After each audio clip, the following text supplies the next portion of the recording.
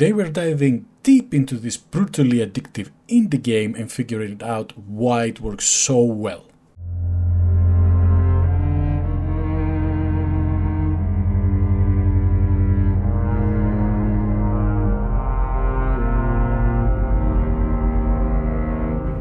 Slay the Spire wasn't supposed to be a great hit, but somehow it managed it. It's a small indie game released in 2019 by Megacritic, a team of just 2 developers. It combines deck building with roguelike elements and somehow made it an impact globally. But there is a question, was Slay the Spire actually a masterpiece?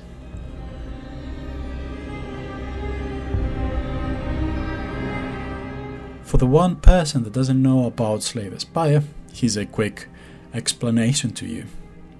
You select your character and each has a unique playstyle. You fight your way to get to the top of the spire, and at the end of each act you fight a boss.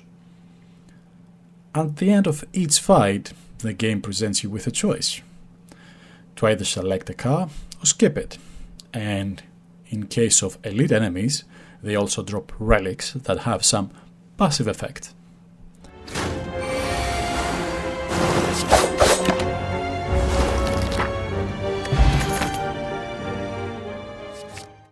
After the run ends, you unlock more cards and characters. That simplicity hides an incredible amount of depth. Every decision from choosing a card to picking a relic feels meaningful. There are no fillers, there are no waste of time, no wasted turns. Every card added to your deck can either win you the run or doom you by floor 30.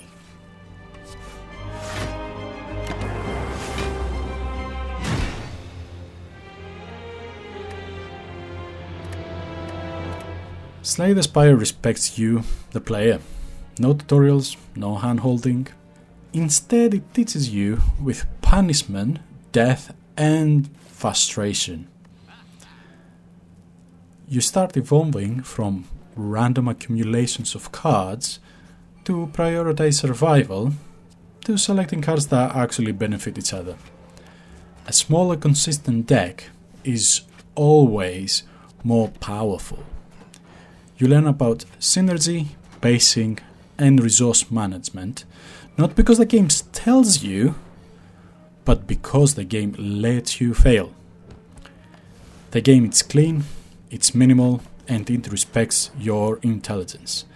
That's something that very rarely we see in modern games.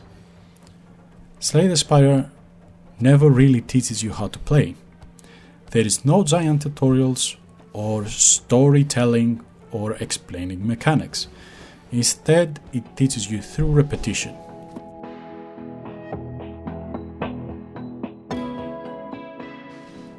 Slay the Spire addictiveness is the key to its success. The numbers are clear. 12,000 average players log in on Steam daily, and this number is increasing month by month. That is the evidence of the game with a lot of replayability. Every run is different, every choice feels like a gamble. The combination of roguelike progression and deck building creates this endless loop of possibilities.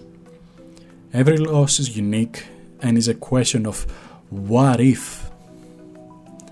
And you start again a new run. The endless possibilities of paths, relics, cards, and all other unique elements keep you hooked to the game. This game loop keeps the game fresh for each run because every run is unique.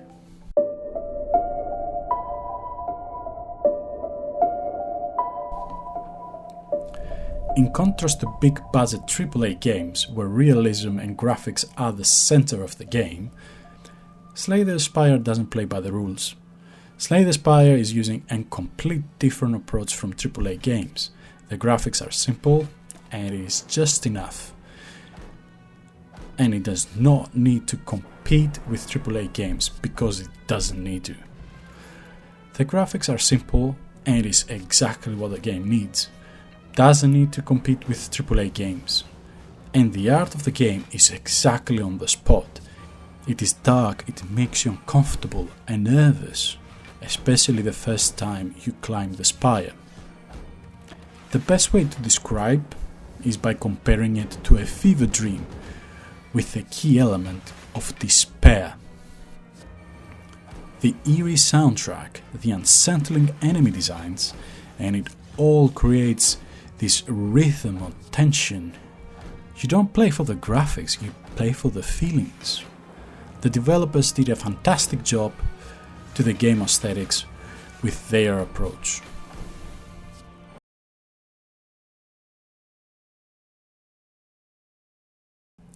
The game offers you multiple modes to keep things fresh besides the standard mode.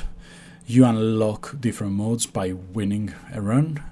A session adds another 20 escalating difficulties. Each difficulty level introduces a new handicap. It is designed for veterans who want to push their skills to the limit. There is a daily challenge mode with unique modifiers applied to the run. Everyone is challenged on the same seed. Scores are tracked on leaderboards so you can compare your performance with others.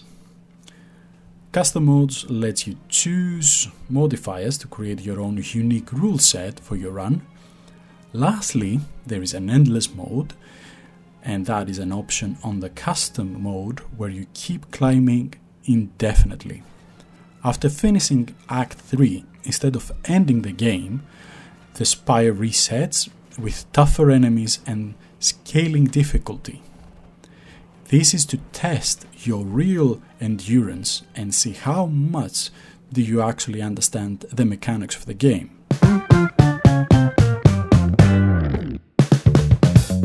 And in some instances, you will encounter some funny moments.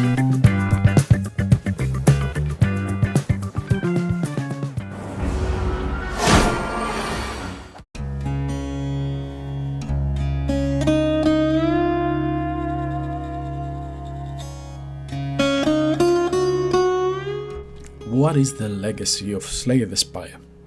Slay the Spire didn't just succeed, it defined a new genre. After its release we got Must and Train, Rockbook, Across the Obelisk, all riding the same wave. And it's impressive how few of them were able to match the elegance and success of Slay the Spire. As of time of recording, the developers are working on Slay the Spire 2. The game is due to release in 2026 and we are all waiting to play it.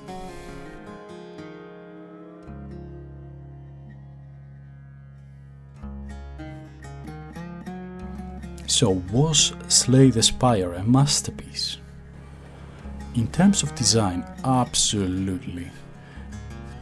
It is one of the cleanest, most replayable strategy games that I have ever made.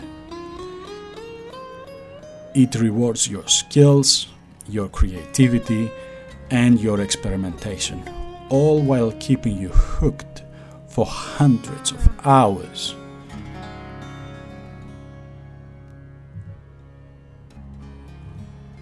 It is impressive to see a game that is more than 7 years old now. It is actually gaining more players month by month. And after every run, there is only one thing you say. Okay, just one more try.